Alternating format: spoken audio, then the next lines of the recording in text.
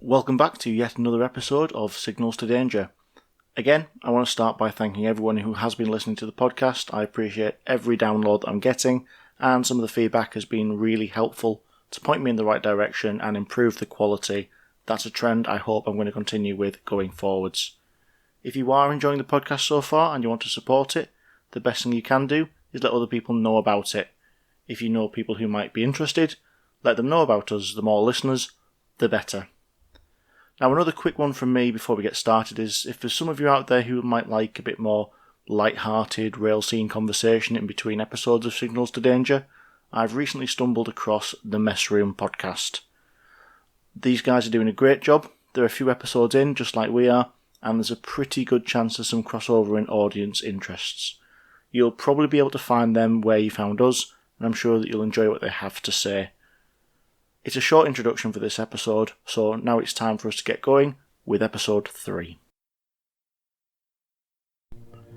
It was supposed to be an overnight convenience, going to bed in one city and waking up the next morning as you arrive in another. While you slumber, hundreds of miles of rail pass below you, till you wake up to a Scottish sunrise and a breakfast. If you get that far. If the carriages of your train don't end up piled up at a station you were never meant to call at. It's 1975, and this week we're going to Nuneaton.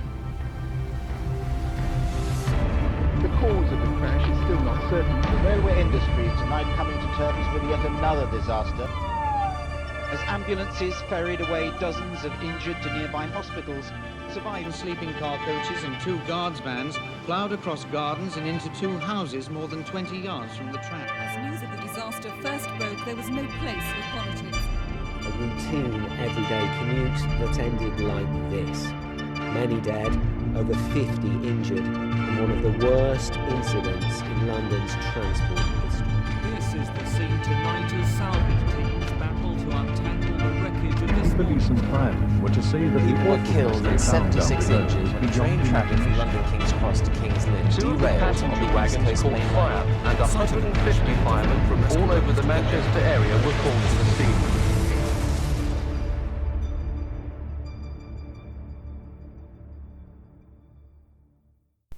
This is Signals to Danger, a podcast where we look at major rail disasters which have occurred in the UK, explain what happened, how the investigation was carried out, and how each of these accidents shaped the industry going forwards. I'm Dan. I work within the rail industry in my day-to-day life, but today I'll be the one taking you through this podcast. Now, as I've done each episode, allow me to put some context on the era that this accident occurred in. The year 1975. January saw the release of the VW Golf, and in February Maggie Thatcher won the leadership of the Conservative Party, laying the groundwork for her to become the first female PM 4 years later. April brought the end of the Vietnam War with the fall of Saigon. In rail, the London Underground had seen the Moorgate crash on the 28th of February. Not including the 7/7 bombings or some wartime incidents, it is considered the worst accident the Underground has experienced. We may well come to Moorgate at some point later on in this podcast. In September of 1975, the National Railway Museum was officially opened in York by the Duke of Edinburgh. Now, this is the first episode that we're doing where we're not within the post-privatised landscape of franchised train operating companies. In 1975, we're still firmly within the period of the national operator British Rail.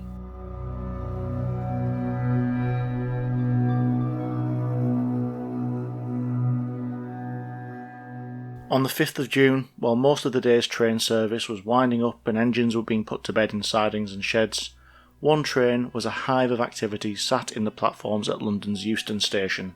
This was the 23:30 sleeper service from Euston up to Glasgow. Running under the head code 1 Sierra 26, the train consisted of 12 sleeping cars, a restaurant car and 2 bogie brake vans.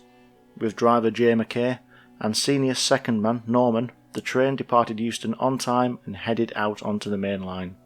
Norman took the controls. Now, our last 2 episodes have taken place on the East Coast Main Line, famous for being the main artery for rail travel headed up the east coast of the UK. Funnily enough, the West Coast Main Line fills the same purpose on the other side, connecting the capital with the cities of Birmingham, Manchester up through to Carlisle and onwards towards the Scottish border. Once into Scotland, the line splits at Carstairs, heading east to Edinburgh and west to Glasgow. Now, between the east and west coast main lines, the terrain differs quite a bit. The east coast is home to some straight, level, flat sections of route, which leads to some significant speeds and less severe climbs, but the west coast, that's forced to turn and weave as it climbs through Cumbria. This has led to a tough but beautiful route, with locations like Shap and the Lune Gorge, where the scenery is magnificent, but the gradients are hard work. The line had been electrified throughout the 60s, meaning that workhorse electric locomotives, such as the classes 86 and 87s, could haul passenger and freight services at line speeds of up to 110 miles an hour. Now, at the head of Sierra 26 was one of those locos, a Class 86. Capable of reliably running at the maximum speed of the line, they were a clear sign of the technological developments taking place on the network at this time. Except for tonight. Now, when one Sierra 26 reached Kings Langley, just before midnight, the locomotive failed. A second loco needed to be sourced, and a second Class 86 was brought up from Willesden and coupled to the head of the train. The original loco wasn't removed, it would only add extra time onto the delay. After around an hour, midnight 58, the train started northbound once again, with the first Class 86 being dragged dead behind the new relief loco. Following this delay, J. McKay took the controls himself. Now, with a late running of 75 minutes, he did all that he could to make up time. He drove at the maximum permitted speed. All of those coaches were rated for 100 mile an hour running, and the loco was more than capable. However, the brake vans were only allowed to run at 90. On a normal day, none of this would be a problem. The timings for these sleeper services actually only required running at 80 miles an hour to help maintain comfort levels, and making up time wasn't that unrealistic on a journey of this length, because between Euston and Glasgow, 343 miles. And so the train was driven hard. It was brought up to 90 wherever possible, although this was made more difficult by the already heavy train being added to by this additional 81 tonnes of a failed locomotive. As the train travelled between Rugby and Nuneaton, Mr. McKay followed his usual process. He took power off as the train travelled down the bank from Shilton. Now, briefly rewinding to the night previous, this very same driver had taken a train up the same route, from London as far north as Crewe. On that journey he had travelled north without incident. By the time he was on the approach to Nuneaton, he had dropped down to 80 miles an hour.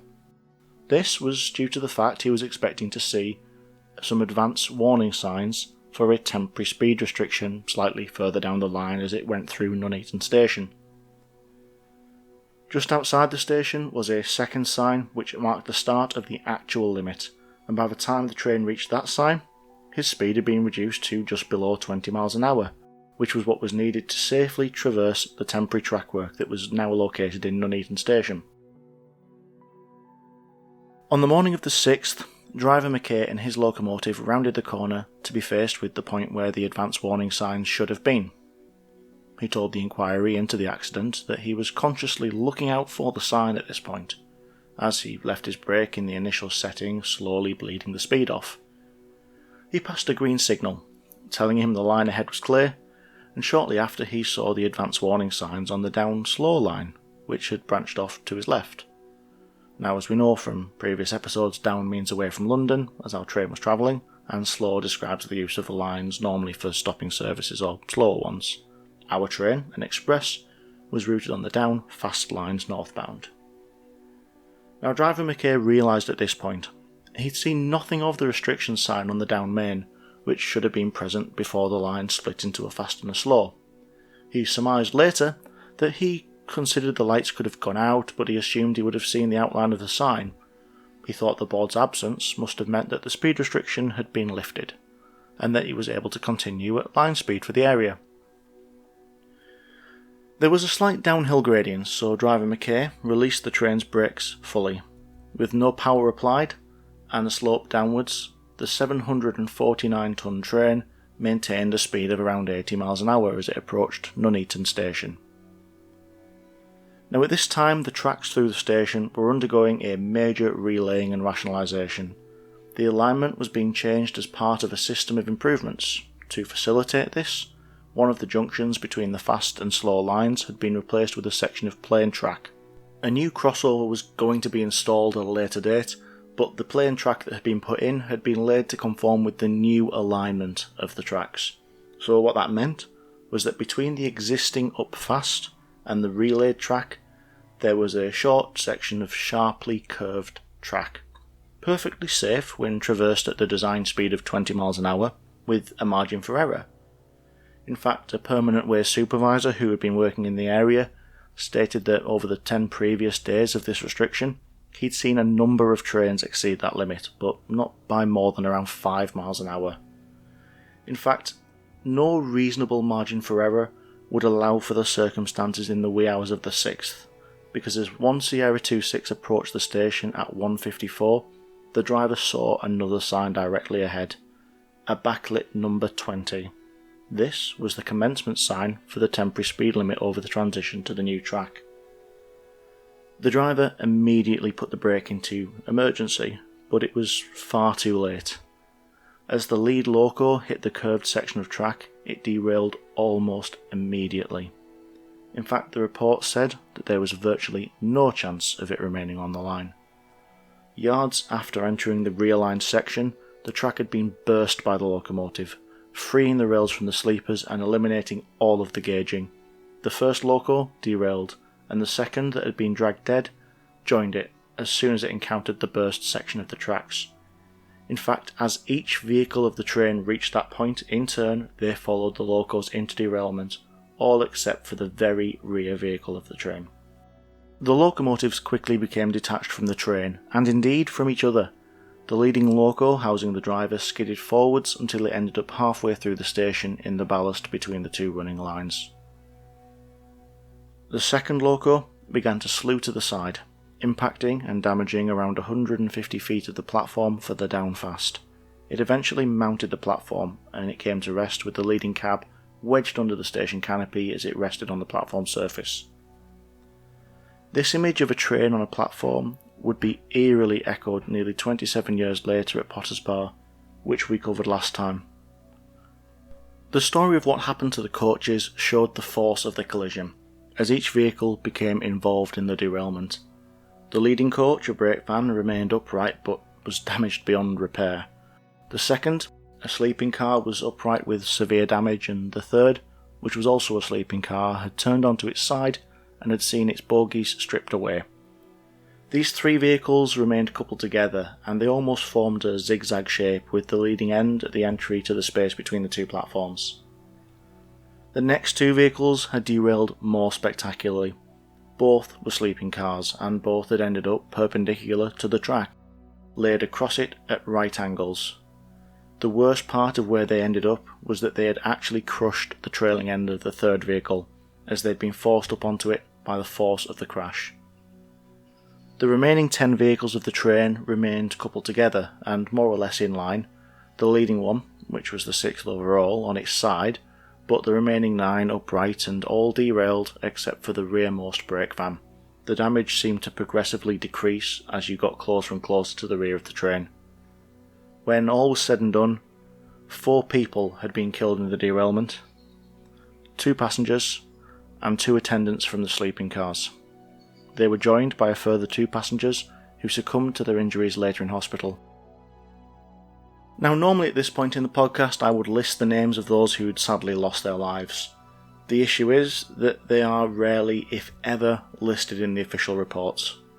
I've normally found them from contemporary news articles or other sources such as the coroner's court transcripts.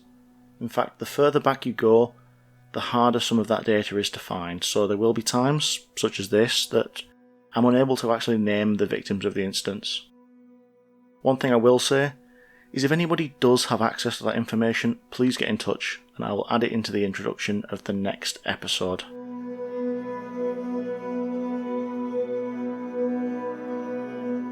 The alarm was raised almost immediately by the signalman on duty at Nuneaton Power Signal Box. which was located just to the south of the point of derailment.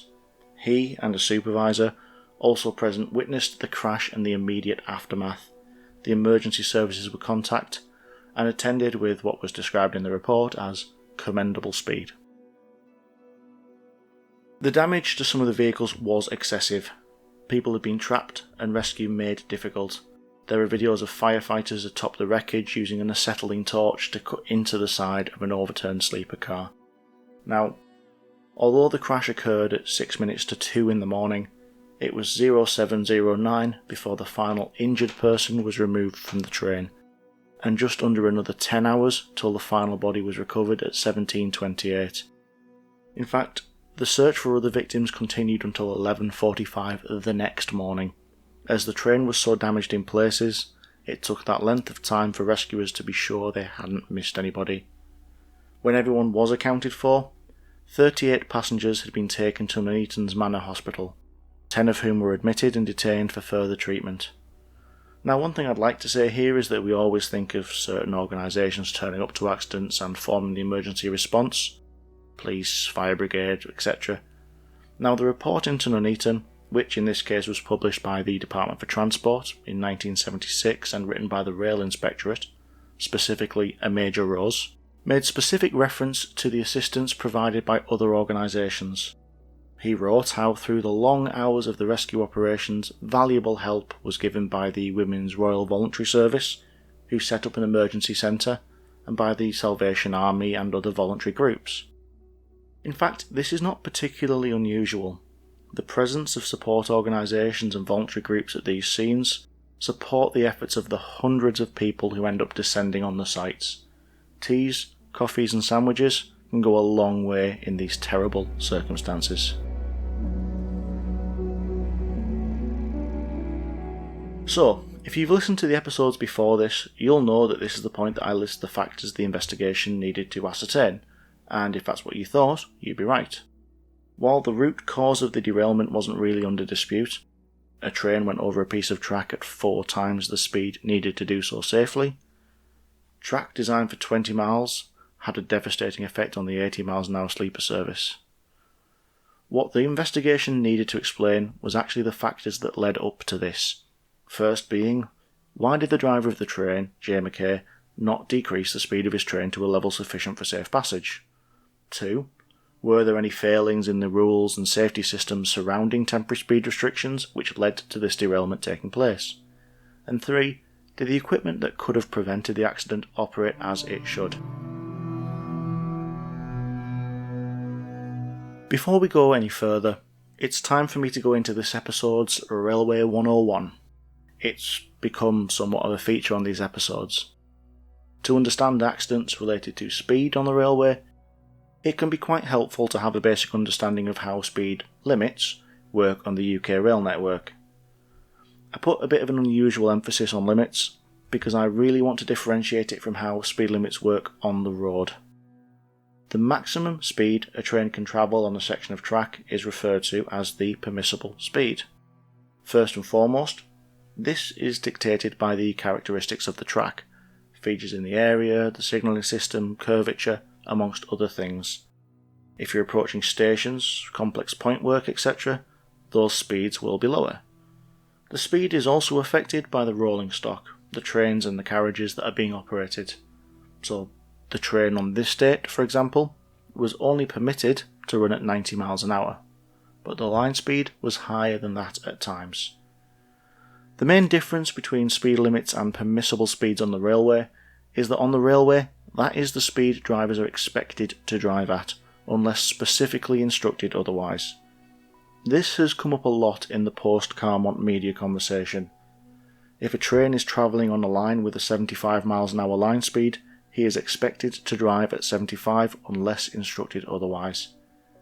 In fact, the timetable and associated train timings will be written expecting that speed from the service. The other thing that's quite important to say is that train drivers don't go out and look to see what speed the signs say and then react to them, like you do on the road every day. The signs actually serve as more of a marker to show where the boundary between speeds is. In fact, each route that a driver signs They are expected to know the permissible speed of each section of the entire route. It's actually an integral part of their training and the ongoing management of their competency to drive trains on that route. In short, if the speed of the track decreases, trains will normally be down to more or less the right speed before those signs even become visible to the driver. This knowledge of the route, and the fact that drivers tend to drive the same area most days, means that when those limits change, it's really important to make sure that it's made abundantly clear to avoid anything being missed. Depending on how much advance notice is given of the change, depends on how that notification is given. So for example, if track workers find a fault on the railway, an emergency speed restriction, or an ESR, can be implemented.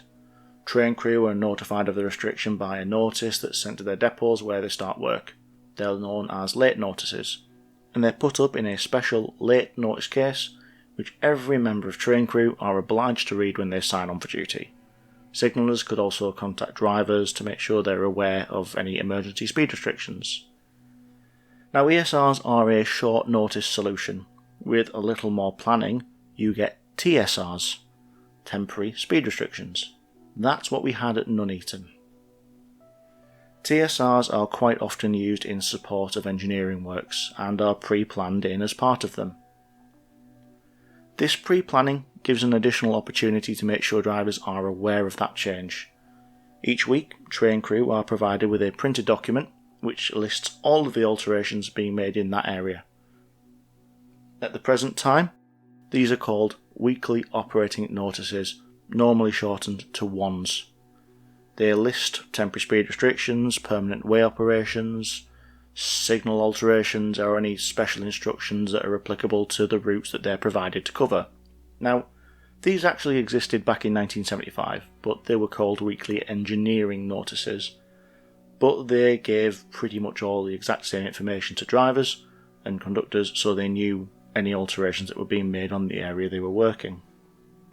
For example, in this situation, the weekly engineering notice provided to driver McKay had contained the details of all of the speed restrictions on that part of the West Coast Main Line, including the 20 miles an hour at Nuneaton.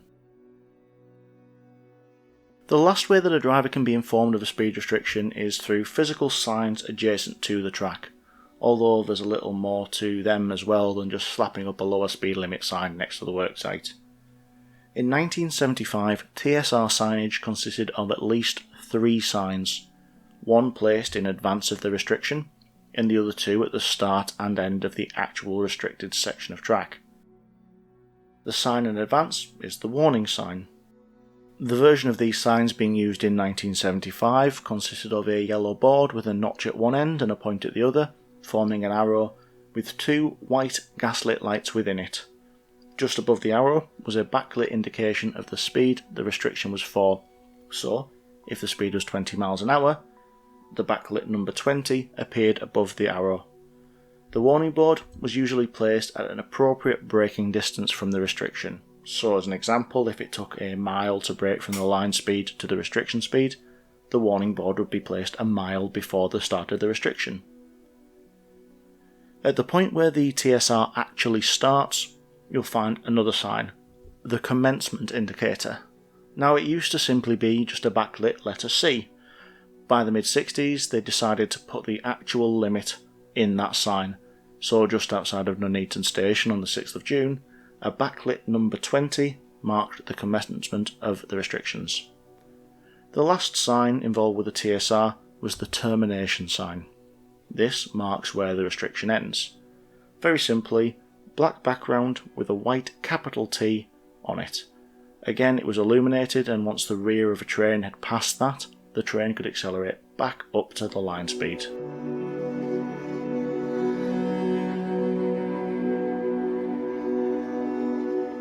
On the first question that the investigation had to ask, why the driver had disregarded the speed restriction, they actually found that the answer wasn't buried beneath layers of intrigue or behind walls of silence. It was quite simply explained by driver McKay when he was interviewed as part of the investigation. As I said earlier, he had driven this section of track the night previous, without incident and the speed restriction had been in place then, so there wasn't any immediately apparent reason why he shouldn't have achieved exactly the same on the 6th. When he was interviewed by Major Rose, he told how he was consciously looking out for the warning board as he approached the location he was expecting to find it, and how shortly afterwards he'd seen the lights of the warning board on the down slow. Now, as I said earlier, this was located after the two lines had branched out, so he should have passed his indicator board already. He realised at that point that he had seen nothing of the down fast warning board, and so he decided that the restriction must have been lifted. He released the brakes of the train, and we've already covered what happens after that. Now, this testimony explains the basic reason that the driver acted in the way he did, but it also identifies some failing in the equipment. The board should clearly have been visible due to those three lights, but it wasn't, and we will get into that in a little more detail soon. The decision-making process described by driver McKay doesn't really tally with the training and the rules around how TSRs are managed. As I described earlier, he'd received a weekly operating notice. In fact, he agreed this when he was interviewed that was the most important part of the system, and that the signage only formed a small part of it. The most recent weekly notice that the driver had received covered the period between the 24th of May and the 6th of June. This notice had listed clearly the restriction at Nuneaton and referred to it as being in place until further notice. At this point we can also start answering question 2 of those investigation points. There were rules in place that should have removed the ambiguity and saved driver McKay from having to make this decision about what the absence of the sign meant. Rule T.21.1 that was in place at the time stated that, in the event of a speed restriction being eased or withdrawn earlier than shown in printed notices, the warning board will be left in place and the speed restriction altered to show the higher speed at which trains may run. This means that if the restriction had been lifted, the sign would have been left there. The 20 would have been replaced with 100 to signify the change in permissible speed. The one thing driver McKay should have been more concerned about was the complete lack of signage. In fact, after the accident took place, he and his second man had a brief conversation where they came to the conclusion that the lights must have been out. When we get to the conclusion of the report, Major Rose confronts the fact that driver McKay claims to have consciously assessed the situation and decided that the restriction must have been lifted. Perhaps unusually, his comments in that section actually give the driver a little bit more credit than that. He wrote the following. Driver McKay claimed that he was keeping a careful watch out for the warning board, and that when he saw no sign of it, he decided there and then that the speed restriction had been lifted, and therefore allowed the train to continue towards Nuneaton at speed. If he did consciously make such a decision, it was this that led directly to the derailment. I am not, however, entirely convinced that it was a conscious decision that led him to continue at speed that night. Driver McKay was, and is, a very experienced driver. As such, I would regard it as completely out of character for him to have made a deliberate and reasoned decision to carry on at speed merely because he had not seen the lights at the warning board. He had seen the warning board in position and correctly lit on the previous night. He had seen the nature and extent of the work on the down fast line at Nuneaton. He knew that the temporary speed restriction concerned was, according to the printed notice, supposed to remain in force until further notice. He knew that if the restriction had been lifted prematurely, the rules required the civil engineers to show the new permissible speed limit at the warning board, and not to remove the board completely and without warning. And on his own admission, he realised that it was possible that the lights might for some reason have failed. In light of all this, it seems incredible that a driver of his long experience and undoubted competence should have come deliberately, even on the spur of a moment, to such a completely unjustified conclusion. It is of course possible that he did so decide, and I cannot say that he did not. Only that I consider it unlikely. And that sums it up. Driver McKay was realistically too experienced to make such a wrong call when confronted with the evidence on the day. As far as I'm aware though, he didn't ever change that testimony. One point of note is that the rules which could have prevented this incident from happening didn't only involve the incident train. Between 22:23 on the 5th and 2 minutes to 1 AM on the 6th, there were 15 trains that had passed through the restriction, and all of them had done so at the correct speed. On 6 of these trains, the crew reported back that the light which sat behind the speed indication, the top one behind the 20, had been out when they passed. Of the other 9, there was more or less a 50-50 split as to whether the light was lit dimly or brightly. All of the crews had believed that the 2 lights in the horizontal yellow bar had been lit when they passed. After they spoke to those crews, the investigators spoke to the crew of 3 trains which had passed the board between midnight 59 and the incident train. The first of these trains had actually been another sleeper service. It had departed Euston 15 minutes later than the Glasgow, but had actually overtaken it when they had failed at Kings Langley. Driver Irison of this train realised that the speed indicator light on the advance board was extinguished. Now, after Irison's train followed a driver Sharp's hauling a motor rail train to Stirling. He was running late due to a weaker locomotive being provided for the service than normal. When he approached the speed restriction advance indicator, he couldn't see it.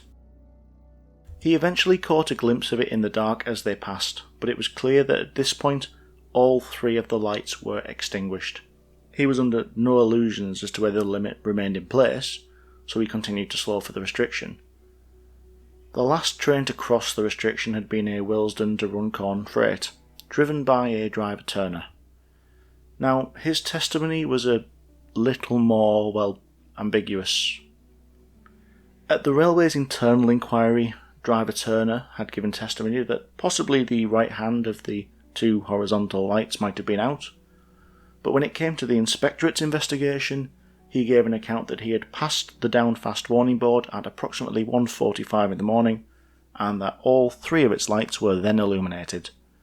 He said that the left hand of the 2 horizontal lights was more brilliant than the one on the right, and that he saw the indication of the speed, the 20 numerals at the top, and that they were quite bright. All of this despite the fact that the train that had passed before him had given testimony that all of the lights had been out. In fact, he actually suggested that the vibration of driver Sharp's train may have somehow caused the lights to burn more brightly. In the end, it was a bit of a moot point, as driver Turner had, put quite simply, lied. On the 5th of January 1976, he submitted, at his own request, a signed statement to the railway officers. In this letter, he withdrew all of the evidence he had given at both inquiries about the warning board. In his new statement, he said that in this area it had occurred to him that he may have forgotten his hand lamp, and he therefore bent down to see if it was in his bag. When he looked up again, the train had passed the warning board. He had seen nothing of the warning board or its lights. He admitted that all the previous evidence he had given in respect of the condition of the warning board had been false, but he wasn't prepared to say why he had not previously told the truth. The thing about all of these passing trains that had observed issues with the lights on the warning board was that they could all have prevented the accident. There was a rule which meant that. Rule T.25.5 stated that a driver who saw issues with these lights on these signs was to stop and report the issue. If they had, the signaller at Nuneaton would have arranged for the lamps to be relit, the warning sign restored to visibility, preventing driver McKay's poor judgment from ever having to come into play.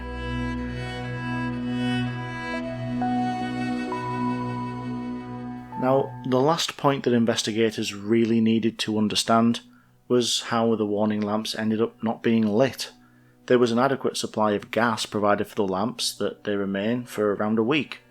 2 42-pound bottles were provided and a valve was connected to them, so when both bottles had their valves open, it meant as soon as one bottle was exhausted, the supply automatically switched over to the second and the lamps would remain lit. As the bottles were checked by patrolmen, the empty bottle could then be swapped out for a fresh one. In theory. In fact, this is the correct procedure with a standard warning board, but it's not what was actually taking place. During the investigation, it was discovered that in the Nuneaton area, the practice had actually been to only open the valve on one of the bottles, and then to rely on patrolmen to check and manually switch the bottles over when they were exhausted. In fact, this had actually been the method of work in this area since the gas-lit boards were introduced nearly a decade earlier. Although no instance of lamps becoming extinguished due to gas running out had been reported prior, there existed a risk that was created by the ignorance of the correct operating instructions. Yet again, it was an avoidable set of circumstances.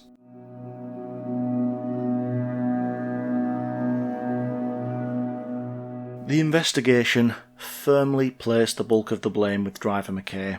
In fact, he actually ended up appearing in Birmingham Crown Court a year after the accident, up on 6 counts of manslaughter, although after a 3-day trial he was found not guilty. Major Rose did, however, stress that blame and responsibility must be shared by others, as he said in his conclusions. All those who failed to use the warning board propane gas equipment as it should have been used, or who condoned its misuse, must share some of the responsibilities.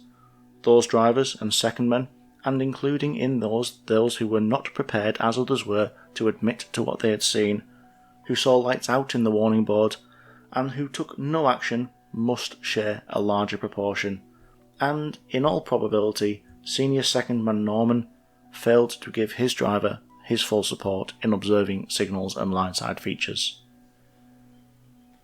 Like so many of the incidents that we're going to cover in this podcast, Nuneaton was avoidable, and just didn't have to happen. 6 lives lost again due to a lack of following procedures that had been put in place specifically to prevent these situations.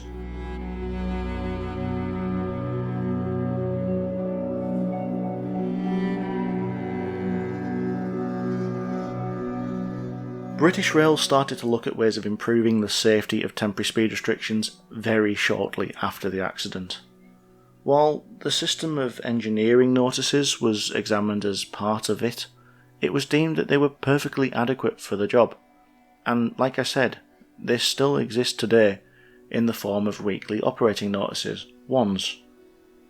BR took a great deal of interest in assessing the signage involved and the options for improvement, and from 1976, electrically lit warning boards were trialled around the southern region. They were eventually also trialled with flashing lights. Remember where I said if a limit was withdrawn early, they replaced that speed with the line speed? Well, in 1983, this was actually permanently replaced with what is known as a spate indicator, which stands for Speed Previously Advised Terminated Early, a diagonal line in a yellow box that serves to further remove ambiguity around TSRs. Now, nowadays, a large number of the signs used for speed restrictions actually just have a reflective coating and 2 white circles in lieu of the lamps. Modern headlights coupled with the coating make these boards far more visible than in the 70s, but they're also supported by the biggest change related to the installation of TSRs, and it isn't actually related to the signs themselves. In the 1950s, BR had introduced AWS, or the Automatic Warning System. A system of magnets and other equipment had been developed in response to safety concerns and accidents in the past. We are definitely going to cover this in more detail in a later episode. But the very short version is that magnets were set up at signals and various other places, and that system has the ability to sound a warning tone inside the cab of an approaching train if the signal isn't at a clear aspect. If it's not a green, it can sound a warning horn in the cab of the train.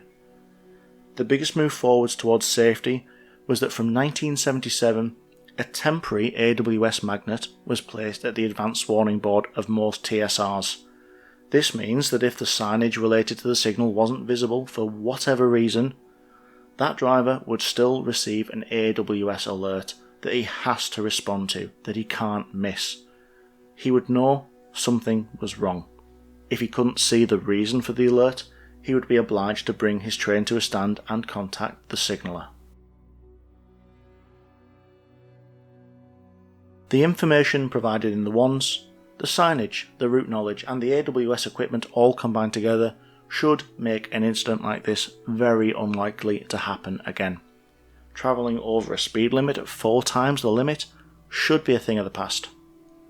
Except it isn't quite. In October 2018, a London North Eastern Railway service travelled through a 20-mile-an-hour speed restriction at Sandy South Junction, Bedfordshire. Its speed? Around 120 miles an hour, 6 times the limit, 40 mile an hour faster than the discretion at Nuneaton. The speed restriction had been in place for around a day at the point the driver approached the warning equipment. It had been implemented due to the discovery of a crack in the rails of a set of points. The restriction had been communicated to LNER, but they haven't passed it along to their drivers.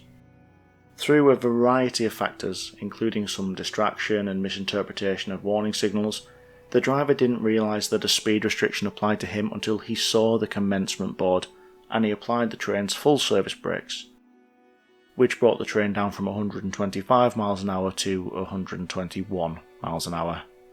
The watchman at the points understandably reported the incident and the cogs began to turn on that investigation. Although no injuries, death or damage occurred as a result of this infraction, the potential was certainly present, which is why an accident or an incident that lasted a matter of seconds, start to finish, resulted in a full RAIB investigation with 5 recommendations to the industry attached. I suppose it does go to show that there is always room for error as well as improvement. The last thing I would like to let you know about is the fact that Nuneaton Station features a memorial to those who lost their lives in the accident. The plaque was unveiled 40 years after the event and was funded by Nuneaton Memories, which was founded by Mark Palmer. Unveiled on the 9th of August 2015, the plaque reads, "Remembering those who lost their lives and those who were injured in a crash at this station on June the 6th, 1975. We acknowledge the work of the emergency services and all those who helped with the rescue operation. Damage is repaired, the network moves on, systems change and develop, new rolling stock is brought in.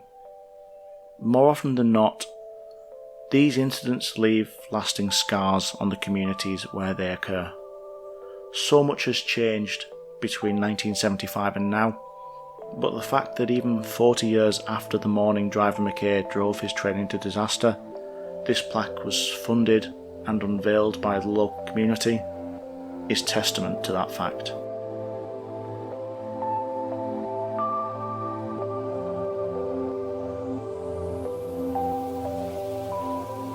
Thank you yet again for tuning in to Signals to Danger. I've been Dan.